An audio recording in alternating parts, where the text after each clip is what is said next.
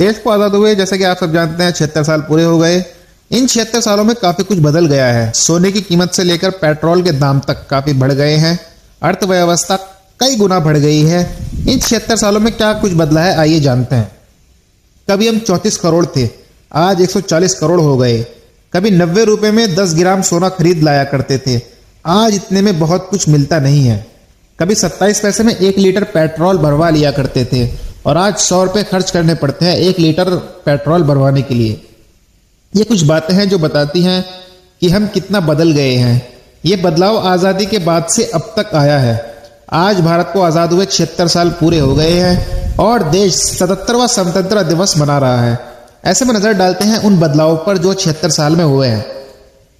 हमारी आबादी कैसे बढ़ी है, तो पहला टॉपिक हम लेंगे आबादी का। जब हम आज़ाद हुए थे तब देश की आबादी 34 करोड़ के आसपास थी। 1951 में देश की पहली जनगणना हुई, उस वक्त हमारी आबादी 36 करोड़ से थोड़ी ही ज्यादा थी। आखिरी बार 2011 में जनगणना हुई थी, तब आबादी बढ़कर 121 करोड़ के पार पहुंच गई थी। हालांकि आधार बनाने वाली जो कंपनी है, उन्होंने जुलाई 2023 तक देश की आबादी 138 करोड़ से ज्यादा होने का अनुमान लगाया है। अभी बात करेंगे हम आम आदमी की कमाई के बारे में कि वो क्या थी और अभी क्या है।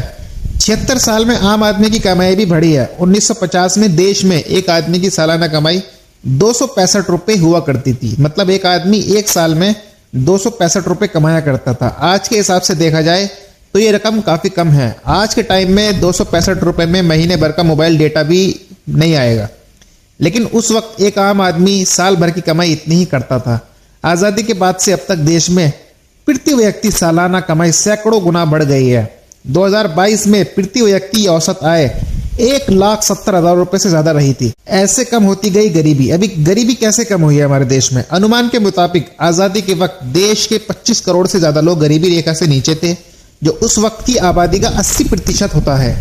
हमारे देश में 1956 के बाद से गरीबी की संख्या का हिसाब किताब रखा जाने लगा। BS मिन्हास आयोग ने योजना आयोग की अपनी रिपोर्ट दी थी।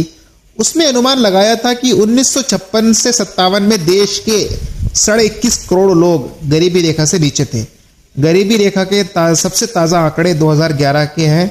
इन आंकड़ों के मुताबिक देश की 26 करोड़ 90 लाख की आबादी गरीबी रेखा से नीचे है। यानी उस समय तक देश की 22% आबादी गरीबी रेखा के नीचे आती थी। गरीब कौन होगा, इसकी परिभाषा सरकार ने दी है। मतलब गरीब कौन है सरकार के अकॉर्डिंग?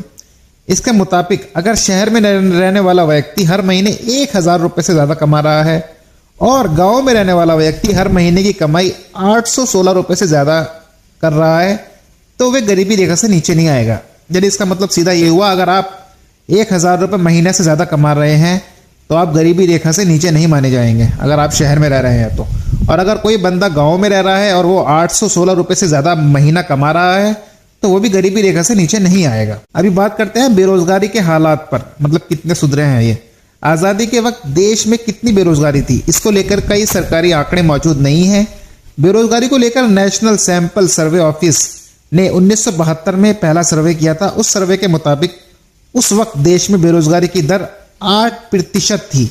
सरकार की ओर से बेरोजगारी दर को लेकर आखिरी आंकड़ा 2022 का है। 2022 में हुए सर्वे के मुताबिक देश में बेरोजगारी दर 4.1% थी। अभी हमारी अर्थव्यवस्था कैसे बढ़ी है, किसी भी देश की आर्थिक सेहत कैसी है, इसको जानने का पैमाना GDP यानी ग्रॉस डोमेस्टिक प्रोडक्ट होता है। ऐसा माना जाता है कि जब अंग्रेज भारत आए थे तब दुनिया की GDP में भारत की हिस्सेदारी 22% से ज्यादा थी, लेकिन जब वो छोड़कर गए तो ये हिस्सेदारी घटकर 3% पर आ गई। आजादी के बाद अब तक हमारी GDP 50 गुना से ज्यादा बढ़ी है। 1950 से 51 में हमारी GDP 4.96 लाख करोड़ रुपए थी, जो 2022 में 157 लाख करोड़ रुपए से ज्यादा होने का अनुमान है। आइए बात करते हैं हेल्थ और इंफ्रास्ट्रक्चर कितना मजबूत हुआ है। कोरोना ने बता दिया है कि किसी भी देश के लिए मजबूत हेल्थ इंफ्रास्ट्रक्चर कितना जरूरी है। आजादी से अब तक हमारे देश के हेल्थ इंफ्रास्ट्रक्चर में अच्छी खासी बढ़ोतरी हुई है। आजादी के समय देश में 30 मेडिकल कॉलेज थे, लेकिन अब 700 से ज्यादा हैं। इतना ही नहीं, आजादी के समय देश भर में 2014 सरकारी अस्पताल थे और अब इनकी संख्या 41,000 से ज्यादा है। डॉक्टरों की भी संख्या 13 लाख से ज्यादा हो गई है। आइए अभी बात करते हैं, कभी हम 90 रुपए में 1 तोला सोना मतलब 10 ग्राम सोना खरीदते थे। लेकिन आज के टाइम में आप देख सकते हो कि कितना महंगा है। एक वक्त जब भारत को सोने की चिड़िया कहा जाता था, इसका कारण यह था कि हमारे देश में हर घर में सोना हुआ करता था। आज भी दुनिया भर में सबसे ज्यादा सोना भारतीय घरों में ही है। आज 10 ग्राम सोने की कीमत 60,000 रुपए के पार पहुंच गई। लेकिन जब हम आजाद हुए थे तब 10 ग्राम सोने की कीमत 90 रुपए भी नहीं थी। यानी अगर आज के हिसाब से तुलना करें तो आजादी के वक्त हम जितने में 10 ग्राम सोना खरीद सकते थे, आज उतने में सिर्फ 1 लीटर पेट्रोल भी नहीं आता। आइए बात करते हैं पेट्रोल के ऊपर। पेट्रोल अब 100 के पार पहुंच चुका है। सोने के बाद अब पेट्रोल की कीमत की बात। आज देश में पेट्रोल की कीमत 100 का आंकड़ा पार कर चुकी है। लेकिन आजादी के वक्त 1 लीटर पेट्रोल की कीमत महज 27 पैसे थी।